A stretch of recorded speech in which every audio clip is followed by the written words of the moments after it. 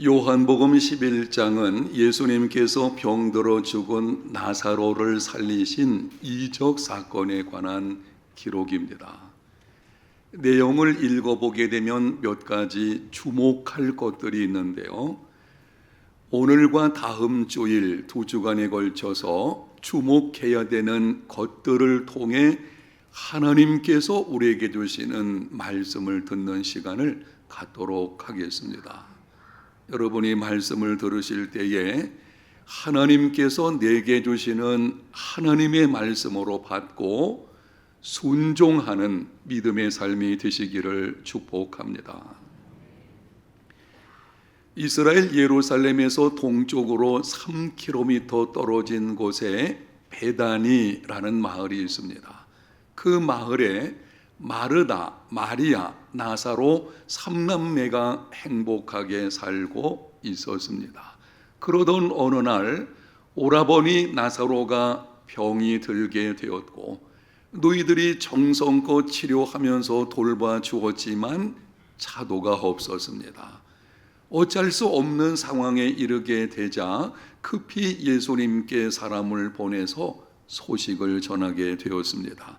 본문 3절을 봅니다. 이에 그 누이들이 예수께 사람을 보내어 이르되 주여 보시옵소서 사랑하시는 자가 병들었나이다 하니, 예수님과 이 가정은 친밀한 관계에 있었습니다. 이전에 예수님 위에 300데나리온에 해당되는 향유를 붓고 머리털로 발을 씻은 여인이 이 가정의 마리아입니다. 그만큼 예수님을 사랑하는 가정이었고 예수님께서도 이 가정을 사랑하셨습니다. 너희들이 예수님께 사람을 보내서 소식을 전합니다. 주여 보시옵소서 사랑하시는 자가 병들었나이다. 내용을 보면 아무것도 요구하지 않는 것을 보게 됩니다. 보통 이런 소식을 전할 때에는 오라버니가 죽게 되었으니 이런 병 저런 병라고 말을 하면서 속히 오셔서 고쳐 주시옵소서, 그런데 그런 방식으로 말하지 않고 그냥 사실만, 그것도 단순하게 주님 사랑하시는 자가 병들었습니다. 마르다와 마리아는 분명한 믿음을 가지고 있었는데요, 예수님께서 사실을 알게 되면 즉시 달려오시든지 아니면 분명히 어떤 조치를 취할 것이라는 믿음을 가지고 있었습니다. 사실을 내용대로 다 말하거나 아니 내가 원하는 것을 요구하지 않더라도 그 사실을 알기만 하면 예수님께서는 우리에게 최선의 방식으로 해결을 해 주실 것이다 라고 하는 믿음, 그 믿음으로 지금 소식을 전하게 된 것입니다. 그런데 본문 5절과 6절을 보게 되면 놀라운 말씀이 나옵니다. 첫 번째 주목할 것입니다. 예수께서 본래 마르다와 그 동생과 나사로를 사랑하시더니 나사로가 병들었다 함을 들으시고 그 계시던 곳에 이틀을 더 유하시고, 사랑하는 나사로가 병들어 죽게 되었다는 소식을 들었음에도 예수님께서는 계시던 곳에 그냥 이틀을 더 머무셨습니다. 당시 상황을 시간으로 계산해 보게 되면 예수님께서는 베다니 마을에서 하루길 거리에 계셨습니다.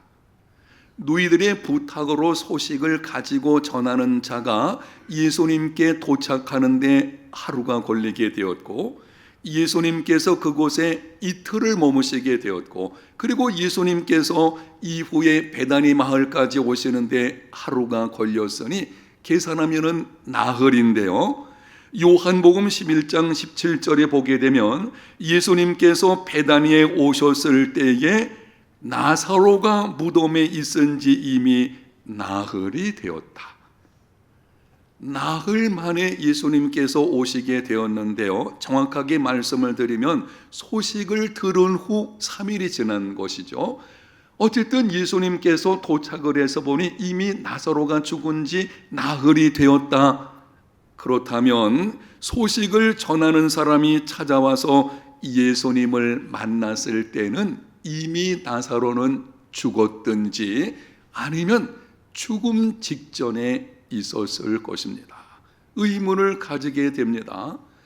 아니, 예수님께서 사랑하는 사람이 죽을 병에 걸렸다는 소식을 들었음에도 왜 즉시 달려가지 않고 계시던 곳에 이틀을 더 머무신 것일까?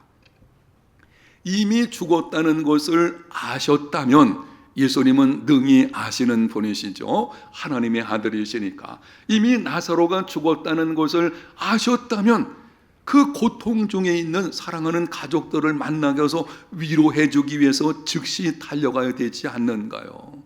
교회에서 어떤 가정에 초상이 나게 되면 교육자들은 모든 신방의 최우선순위를 초상집에 둡니다.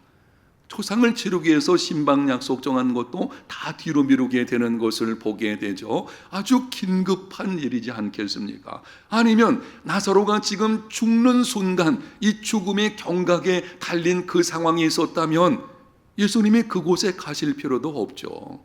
그냥 있는 그곳에서 말씀하시기를 나사로가 살았다 한마디 하시면 그 병이 떠나가고 낫게 될 것입니다. 그런데 아무런 조치를 취하지 않으셨습니다. 그냥 나사로가 죽도록 내버려 두신 것입니다. 이유가 무엇인지 본문 4절에 이렇게 말씀을 합니다. 예수께서 들으시고 이르시되 이 병은 죽을 병이 아니라 하나님의 영광을 위함이요 하나님의 아들이 이로 말미암아 영광을 받게 하려 함이라 하시더라. 예수님께서 왜 그렇게 하셨는지 그 이유를 여기에 기록을 하는데 이렇게 말씀합니다. 이 병은 죽을 병이 아니라 죽지 않는다는 것이 아니고 죽음이 끝이 아니라는 것입니다. 이 병으로 인해서 죽음이 찾아온다고 하여도 그것이 끝이 아니다 라고 말씀을 하시면서 하나님의 영광을 위함이요 하나님의 영광에 이르는 병이라는 것입니다. 나사로에게 죽을 병이 찾아오게 되었는데요, 그 병은 하나님의 영광을 위한 병입니다. 무슨 말씀을 하시는 것입니까? 하나님의 아들이 바로 나사로의 죽을 병을 통해서 영광을 받으시는 일이 있게 된다는 것입니다. 하나님께서 나사로의 죽을 병을 통해서 하실 일이 있을 것이고 바로 그 일을 이루심으로 말미암아 하나님께서도 영광을 받으시고 하나님의 아들이신 예수 그리스도께서도 영광을 받으신다는 것입니다. 여러분, 그렇다면 이 나사로의 죽을 병을 하나님께서 도대체 어떤 일을 이루시려고, 그래서 어떤 영광을 받으시려고 그렇게 하는 것입니까? 바로 그것은 예수님께서 병든 나사로를 고치시는 것이 아니라 죽은 나사로를 살리심으로 자신이 부활이요 생명이신 하나님의 아들 그리스도이심을 나타내심으로 사람들로 하여금 예수님을 믿어 영생을 얻게 하시려는 것입니다. 아멘. 그게 하나님이 하시는 일이고 그게 하나님께서 그리고 아들께서 영광을 받으시는 것입니다. 예수님께서 행하시는 이적들은 다 이유가 있는데요, 그 이유가 무엇인지를 사도 요한이 요한복음 20장 30절에서 31절에서 이렇게 기록을 합니다. 예수께서 제자들 앞에서 이 책에 기록되지 아니한 다른 표적도 많이 행하셨으나 오직 이것을 기록함은 너희로 예수께서 하나님의 아들 그리스도이심을 믿게 하려 하며 또 너희로 믿고 그 이름을 힘입어 생명을 얻게 하려 함이니라. 예수님이 많은 이적들을 행하셨습니다. 그 중에서 특별히 사도 요한은 7개를 선택을 해서요, 그래서 자기의 복음서에 이것을 기록하게 되었는데요, 그 목적이 뭔가 하면 바로 그 이적들을 듣고 배우는 사람들로 하여금 예수께서 하나님의 아들 그리스도이심을 알게 함으로 그들이 예수님을 믿어서 생명을 얻게 하려는 것입니다. 그것이 하나님께 영광이 되는 것이고, 바로 그것이 하나님의 아들께서도 영광을 받으시는 것입니다. 지금까지 말씀드렸던 것을 여러분의 이해를 돕기 위해서 다시 한번 정리해 드리겠습니다. 물로 포도주를 만드신 사건, 만물의 질을 주관하시는 하나님의 아들이심을 나타내 보이시는 것입니다. 먼 거리에 있는 왕의 신하 아들의 병을 고쳐주신 사건, 공간과 거리를 다스리시는 하나님의 아들이심을 나타내 보이시는 것입니다. 38년 된 오래된 병자를 고쳐주신 것, 시간을 다스리시는 하나님의 아들이심을, 오병이어로 5,000명 이상을 먹이신 것, 양을 주관하시는 하나님의 아들이심을, 바다 위를 걸어서 제자들에게 오신 것, 자연법을 주관하시는 하나님의 아들이심을, 날 때부터 맹인된 자를 고치신 것, 불행을 다스리시는 하나님의 아들이심을, 죽은 나사로를 살리신 것, 부활이요 생명이신 하나님의 아들이심을 나타내 보이시는 것입니다. 여기서 우리가 한 가지 질문을 하게 됩니다. 예수님께서 이렇게 많은 이적들을 행하심으로 자신이 하나님의 아들이심을 계속 증거하시는 이유가 뭐겠습니까? 사도 요한은 그 중에 7개를 선택을 해가지고 이것을 표적이라고 말하게 되는데요, 바로 이 사건들을 통해서 예수님께서 어떤 분이신지를 보여주려고 하는 것입니다. 그런데 그 중에서도 예수께서는 하나님의 아들이시다, 성자 하나님이시다, 이거를 계속해서 보여주는 것입니다. 왜 그렇게 예수님께서 하시는 것이고 사도 요한이 이런 방식으로 기록을 하시는 것입니까? 인간의 몸을 입고 오신 하나님의 아들 성자 하나님만이 구세주가 될 수 있기 때문입니다. 우리를 죄로부터 구원하시는 분은 조건이 달려져 있다고 볼 수가 있는데요, 인간의 몸을 입고 오신 하나님의 아들 성자 하나님만이 우리의 구세주가 될 수 있는 것입니다. 그래서 계속 오늘 성경에서 반복되는 것이 그겁니다. 예수는 하나님의 아들이시다, 그분은 성자 하나님이시고 그리스도이시다. 이게 왜 반복되는 거 하는가 하면 그분만이 구세주이시오 주님이시라는 것이죠. 지난 주일에 말씀드린 것 다시 한번 제가 정리해 드리겠습니다.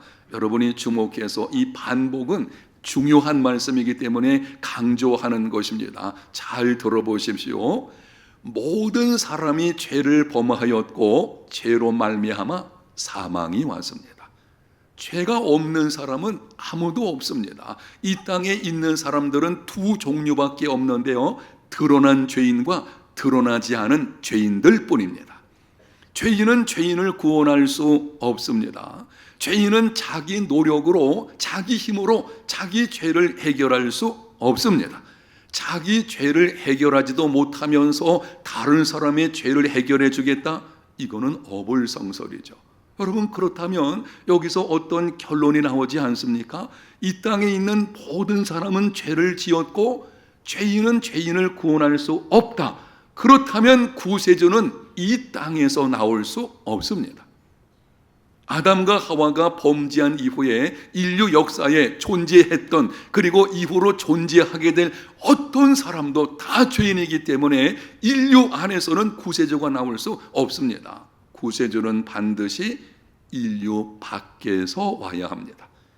인류 밖에 존재하시며 죄가 없으신 분, 그분은 하나님뿐이십니다. 인간의 몸을 입고 무죄하신 이 땅에 오신 하나님, 그분만이 우리의 구세주가 되실 수 있는 것입니다. 조금 정리해서 말씀드리면 이렇습니다. 여러분, 우리의 죄를 해결하는 우리의 구세주가 되시려고 한다면 무죄하신 분이어야 하고 인류 밖에 존재하시는 분이신데, 그분이 인간의 몸을 입고 와서, 우리는 우리 스스로 죄를 해결할 수 없으니까 반드시 우리 죄를 대속하는 사건이 있어야 합니다. 하나님이시며 무죄하시고 대속하신 분, 바로 그분이 누구신가 하면 예수 그리스도 뿐이십니다. 성경에서 예수님께서 이적들을 행하심으로 하나님의 아들 성자 하나님이심을 자꾸 보여주고 강조하는 이유는 바로 여기 있는 것입니다. 예수 그리스도만이 하나님이시고 그분만이 십자가의 죽으심으로 우리 죄를 대속하셨으니 그분만이 우리의 구세주가 되신다. 아멘. 예수님께서 자신이 누구인지 분명하게 한 번은 이렇게 말씀을 하셨습니다. 예수께서 이르시되 내가 곧 길이요 진리요 생명이니 나로 말미암지 않고는 아버지께로 올 자가 없나니라. 내가 곧 길이요 진리요 생명이니, 이 말씀의 원문, 헬라어로 된 원문을 보게 되면 각각 앞에 정관사가 붙어 있습니다. 이렇게 해석을 할 수 있어요. 예수님 하시는 말씀이 내가 곧 그 길이요 그 진리요 그 생명이니, 여러분이 학창 시절에 정관사하고 부정관사의 차이점을 들어보셨을 것입니다. 정관사 더는 유일한 어떤 것, 바로 하나밖에 없는 유일한 것을 가르칠 때에 사용되는 것입니다. 부정관사 이 부정관사는 특정되지 않은 어떤 것을 가리키는 것입니다. 여기 정관사가 붙어 있다는 것은 이런 뜻입니다. 예수님만이 유일하신 길이시며 예수님만이 유일하신 생명이시며 예수님만이 유일하신 진리이십니다. 예수님은 단순히 천국 가는 길이 어디 있는지, 진리가 무엇인지, 생명을 얻는 방법이 어떤 것인지를 가르쳐 주시기 위해서 오신 분이 아니십니다. 우리에게 그것을 가르쳐 주셨지만 실상은 그분이 길이고 그분이 생명이고 그분이 진리이십니다. 아멘. 그래서 하반절에 분명히 말씀을 하십니다. 나로 말미암지 않고는 아버지께로 올 자가 없느니라. 사랑하는 여러분, 천하 인간의 구원을 얻을 만한 다른 이름을 하나님께서 우리에게 주신 적이 없습니다. 오직 이적들을 행하심으로 자신이 하나님의 아들이심을 분명히 증거하시고 십자가 위에서 자기 몸을 내어주심으로 우리 죄를 대속하신 예수 그리스도, 그분만이 우리의 구세주이시며 주님이십니다. 주 예수를 믿으십시오. 오직 예수 그리스도만이 구세주이시고 예수님을 믿어야만 구원받는다고 하면 항의하는 사람들이 있습니다. 예수쟁이들은 편협하고 독선적이다. 아니, 어떻게 기독교에만 구원이 있다고 할 수 있느냐? 모든 종교에 구원이 있는 것이 아니냐? 어떻게 예수만 구원자라고 할 수가 있느냐? 모든 종교의 창시자들이 다 우리를 구원으로 인도하는 존재들이 아니냐? 산에 올라갈 때에 정상에 이르려고 할 때에는 여러 갈래의 길이 있게 되어지죠. 신도시 뒤에 있는 장산을 올라갈 때에도 올라가는 길이 여러 가지죠. 골짜기를 통해서 옆으로 아니면 뒤로 이렇게 있죠. 그것처럼 모든 종교에 다 구원이 있는 것이 아니냐? 여러분 생각은 어떻습니까? 오직 예수님을 믿어야만 구원받고 예수만이 구세주이시고 주님이시다, 이것이 편협한 것이고 독선적인 주장이라고 할 수가 있겠습니까?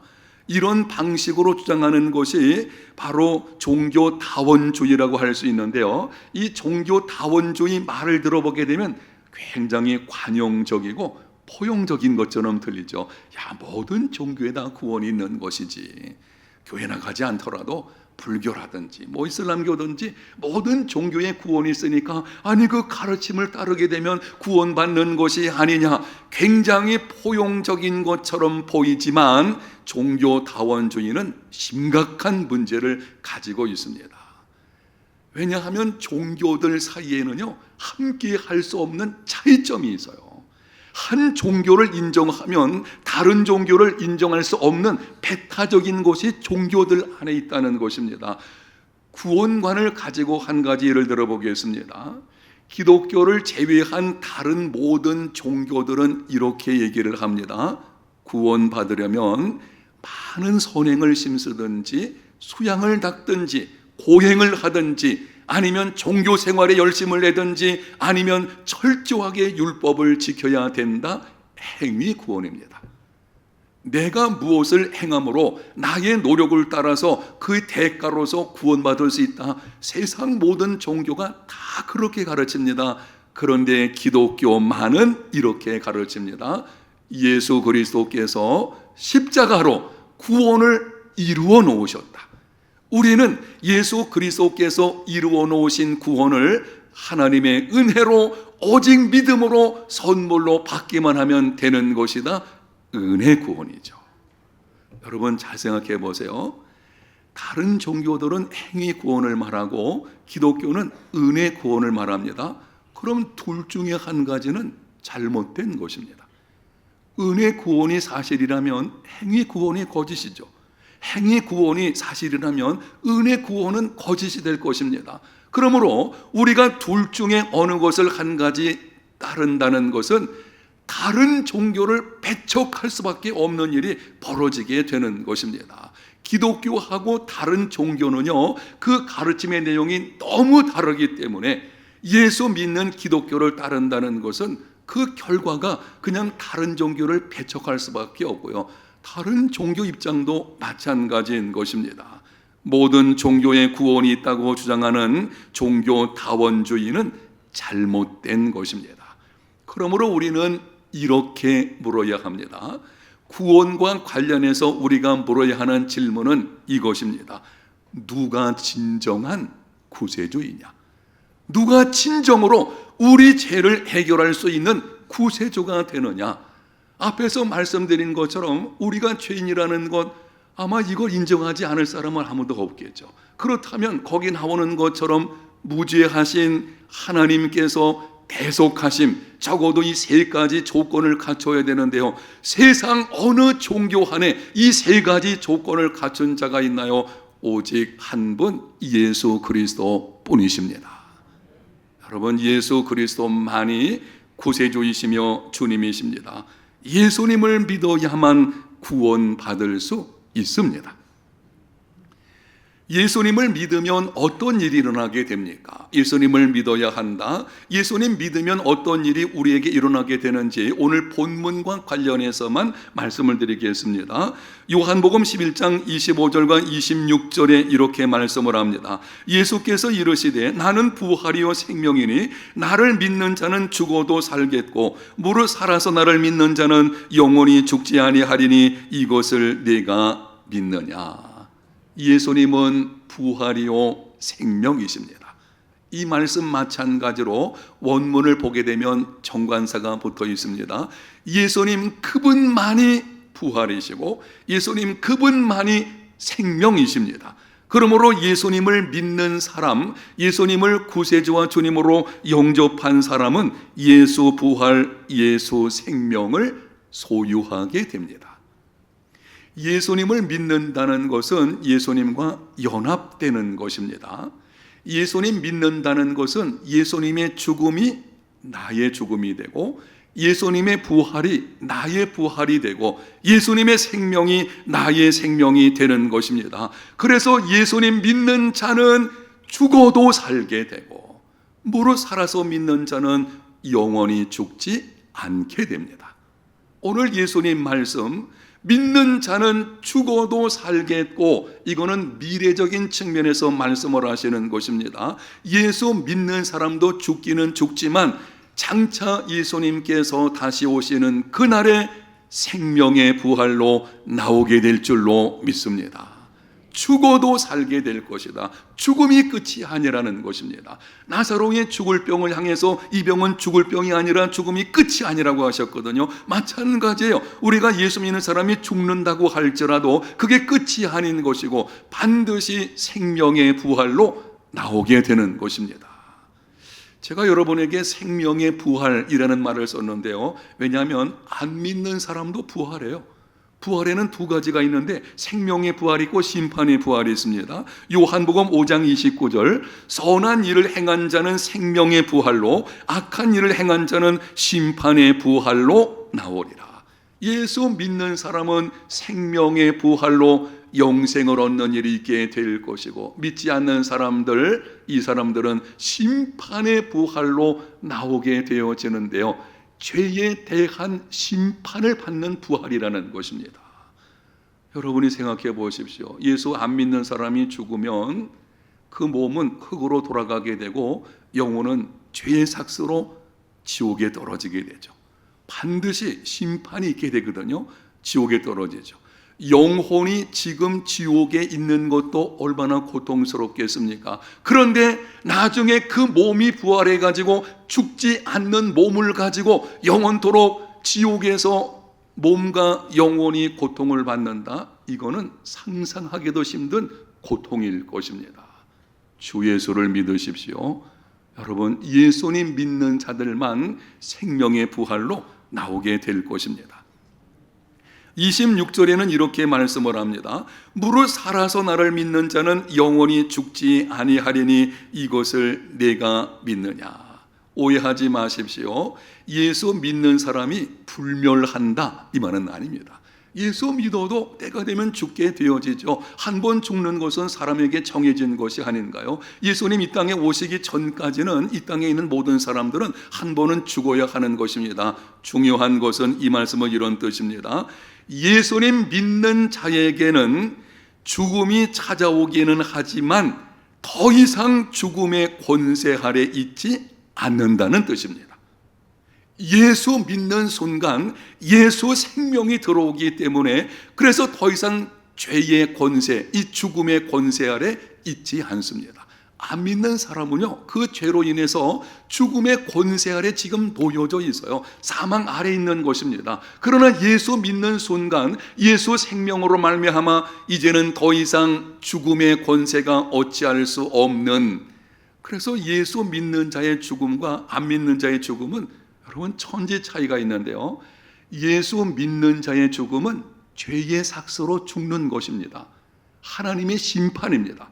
그래서 죽음에 대한 두려움과 이 원초적인 공포가 있는 것을 보게 되어지죠. 그런데 예수 믿는 자의 경우에는 죄의 삭스를 예수님께서 이미 십자가로 해결하셨습니다.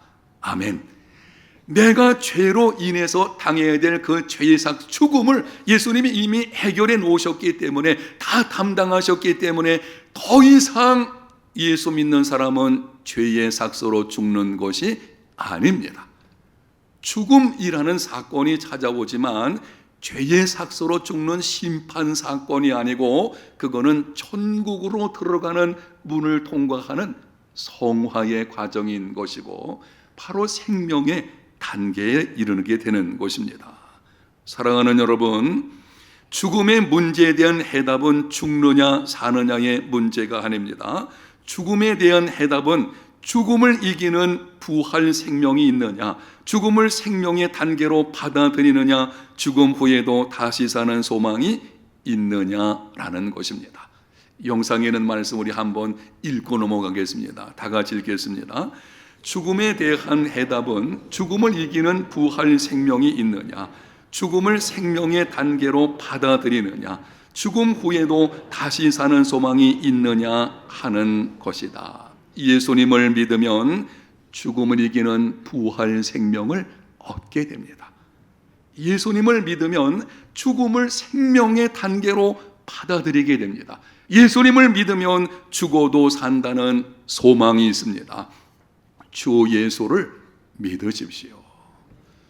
여러분에게 한번 질문하겠습니다. 여러분이 정직하게, 정말 여러분의 마음을 살피시면서 정직하게 대답을 해주시면 좋겠습니다. 여러분, 예수님 믿으십니까? 여러분은 예수께서 십자가에 죽으시고 3일 만에 부활하신 것이 나의 죄 때문이라는 것을 믿습니까? 여러분은 예수님을 구세주와 주님으로 영접하셨습니까? 아멘. 이 시간 우리 한번 다 눈을 한번 감아 봅시다. 눈을 한번 감으시고 눈 잠깐만 감아 보십시오. 여러분이 아멘으로 응답을 하셔서 감사한데요, 그런데 혹시 여러분들 가운데서 내가 예수님을 믿는 건지 안 믿는 건지 잘 모르겠다라는 분들이 있을 수 있겠죠. 아니면 나는 교회는 다니고 있지만 아직 내가 예수님은 믿지 않고 있어 라고 하는 분들이 계실지 모르겠습니다. 이 분들의 경우에 오늘 말씀을 듣고 보니 그렇구나. 예수 그리스도만이 구세주이시고 예수님을 믿어야만 구원받고 죽음의 문제도 해결받을 수 있겠구나. 나는 이제 이런 불확실한 믿음이 아니고 예수님을 분명히 믿는 삶을 한번 살아야 되겠다. 여러분 가운데 나는 이제 분명한 믿음을 가지고 예수님을 따르겠습니다. 이미 여러분이 분명한 구원의 확신이 있다면 그분들은 제외고요. 그렇지 못한 분들 가운데 그렇습니다. 이제는 내가 예수님을 한번 믿어보겠습니다 라고 하는 분이 계시면 오른손을 한번 살짝 들어보시기를 바랍니다.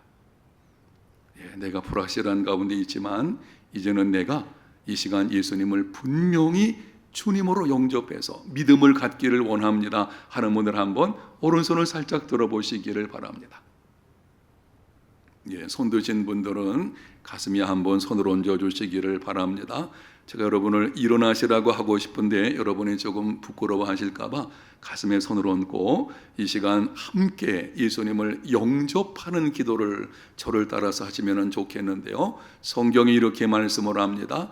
영접하는 자, 곧 그 이름을 믿는 자들에게는 하나님의 자녀가 되는 권세를 주셨으니 예수님을 믿는 것은 그분을 영접하는 것이고 어떻게 영접을 하게 될까요? 내 마음의 문을 열고 그분을 모셔드리는 기도를 통해서 하게 될 것입니다. 가슴에 한번 손을 얹어보시고 이미 예수님 믿으시는 여러분들도 같이 한번 도우시는 의미에서 따라서 기도해 주시기를 바랍니다. 저를 따라서 한번 기도합니다. 주 예수님, 나는 주님을 믿고 싶습니다. 십자가에서 죽으심으로 내 죄값을 담당하시니 감사합니다. 지금 나는 내 마음의 문을 열고 예수님을 나의 구주, 나의 하나님으로 영접합니다. 나의 죄를 용서하시고 영생을 주심을 감사합니다. 나를 다스려 주시고 나를 주님이 원하시는 사람으로 만들어 주옵소서. 예수님의 이름으로 기도합니다. 아멘. 아멘. 예수님께서 요한계시록 3장 20절에 이렇게 말씀을 하셨는데요. 볼지어다 내가 문 밖에 서서 두드리노니 누구든지 내 음성을 듣고 문을 열면 내가 그에게로 들어가 그와 더불어 먹고 그는 나와 더불어 먹으리라. 가슴에 손을 얹고 여러분이 기도하셨을 때에 정말 내가 예수님을 믿기를 원합니다, 영접하고자 하는 마음으로 진실한 기도를 하셨다면 이 약속의 근거에서 볼지어다 문을 열면, 마음의 문을 열면 영접하는 기도를 진실함으로 하면 들어오신다 그래서요. 여러분에게 예수님이 들어오시고 여러분이 예수님 믿는 하나님의 자녀가 되었을 줄로 믿습니다. 제가 보니까는 중사층까지 해서 한 10분 정도 이렇게 제가 손 드는 거 보게 되는데 이분들은 우리 격려 박수 한번 하겠습니다. 감사합니다. 여러분들이 예수님 믿음으로 하나님 자녀 되신 것 진심으로 축하드리고 이후에 그 믿음 변치 않고 그 믿음 안에서 늘 살아가는 승리자들이 다 되시기를 소원합니다. 기도합니다. 하나님 감사합니다. 오늘 말씀을 듣게 하시고 말씀을 통해 예수 그리스도만이 구세주이시며 주님이심을 알게 하시며 또한 우리에게 은혜로 믿음으로 말미암아 구원받게 해주신 것도 감사합니다. 이제는 예수 믿는 하나님의 자녀가 되었으니 예수 그리스도 안에 거하는 예수님으로 말미암아 세상을 이기는 승리자의 삶을 살아가는 우리 모두가 다 되게 하여 주시옵소서. 특별히 오늘 말씀을 듣고 이제는 내가 예수님을 믿겠습니다 이렇게 결단하며 마음의 문을 열고 영접 기도한 성도들 주님께서 붙들어 주시고 성령의 도우심으로 말미암아 확신 가운데 견과여 흔들림이 없는 평생 동안 주님과 함께하는 이런 믿음의 걸음이 다 되게 하여 주옵소서. 예수님 이름으로 기도합니다. 아멘.